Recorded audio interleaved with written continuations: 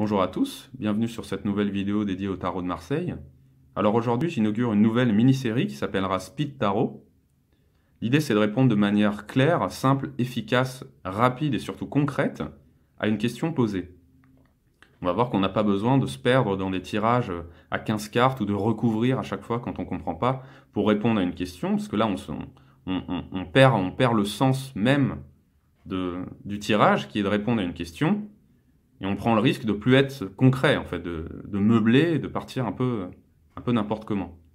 Là, on part sur un système à deux cartes, très simple. Donc la carte de gauche qui va représenter le pour, l'allié, la direction à prendre, ce qu'il faut faire pour avancer.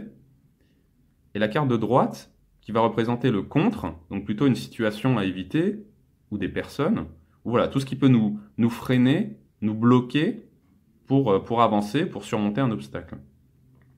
Donc on va commencer tout de suite avec un exemple que j'ai pris hier en atelier, enfin, qu'une de mes élèves m'a soumis.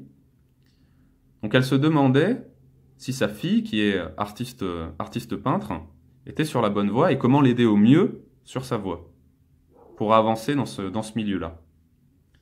Donc on part du principe, carte de gauche, c'est la direction à suivre, le pour. Donc on voit que sa fille, c'est plutôt une fonceuse. On peut dire clairement là qu'elle est sur la bonne voie. Elle sait où elle va. La carte du chariot, ça représente aussi la conquête, le triomphe. Donc on peut voir que sa fille, elle a cette énergie, ce dynamisme, ce côté même un petit peu théâtral aussi. On peut voir une carte, on peut voir un artiste aussi là-dedans, qui fonce, qui est sur sa voie, qui y va et qui est sûr de lui. Voilà, il y a cette confiance en elle qui va l'aider à avancer. Elle a sa trajectoire, sa direction. C'est plutôt de bon augure, là, pour le coup. Si on regarde la carte de droite, donc on voit l'empereur qui regarde vers elle, vers le chariot. Et là, on peut se demander, justement, s'il n'y a pas des personnes, au contraire, qui ne sont pas dans la bienveillance, mais qui voudraient peut-être la faire dévier de son chemin pour des raisons purement matérielles. Vous voyez ? Donc des gens qu'elle côtoie, qu'elle rencontrera peut-être. Alors, je ne sais pas ce que... Peut-être des exposants, des agents, voilà, qui sont plus dans l'idée de faire du business et qui pourraient essayer de la faire dévier de sa trajectoire, on va dire, de la trajectoire qu'elle s'est fixée.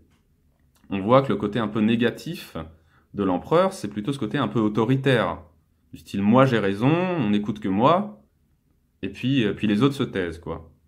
Donc on voit qu'il y a des gens comme ça, donc dans ce milieu-là. Bon, je ne connais pas particulièrement le milieu de l'art, mais il y a quand même voilà, ces gens qui peuvent être là pour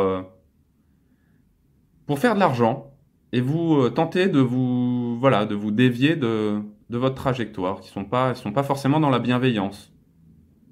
Ils sont là pour le côté matériel, on va dire, de l'art, de l'activité.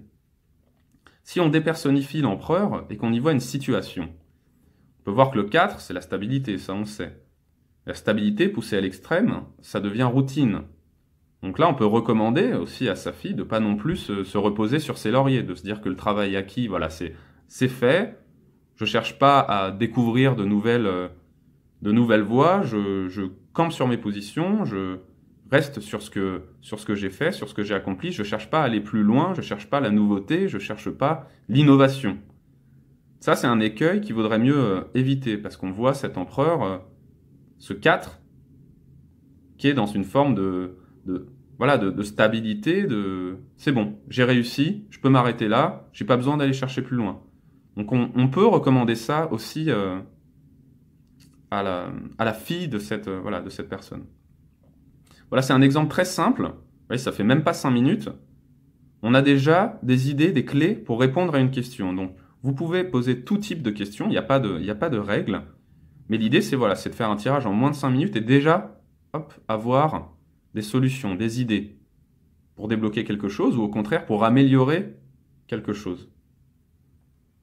Voilà, c'est tout pour moi. J'espère que ce contenu vous a plu. Je continuerai cette série avec d'autres exemples. Donc ça peut être 2 cartes ou 3 cartes, mais globalement, on prend pas beaucoup de cartes. Le but, c'est de répondre très vite à une question. Encore une fois, je ne vous recommande pas de faire des tirages à chaque fois que vous avez une question que vous posez ou voilà, une idée en tête. Est-ce que c'est la bonne idée ou pas? Je vous recommande pas de faire un tirage, même un tirage comme ça. Voilà, vous pouvez décider quand même par vous-même, sans avoir besoin de l'aval des cartes. Mais dans certains cas, c'est très utile, c'est très rapide, ça prend pas beaucoup de temps. Et ça nous permet voilà, de déjà débloquer quelque chose, d'avoir des clés, de voir certaines choses qu'on ne voyait pas forcément avant. Voilà, donc je vous invite à vous abonner à la chaîne si le contenu vous a plu. Donc une nouvelle vidéo sur le tarot chaque semaine, sur une thématique différente. Quant à moi, je vous souhaite une très bonne journée et je vous dis à bientôt autour du tarot.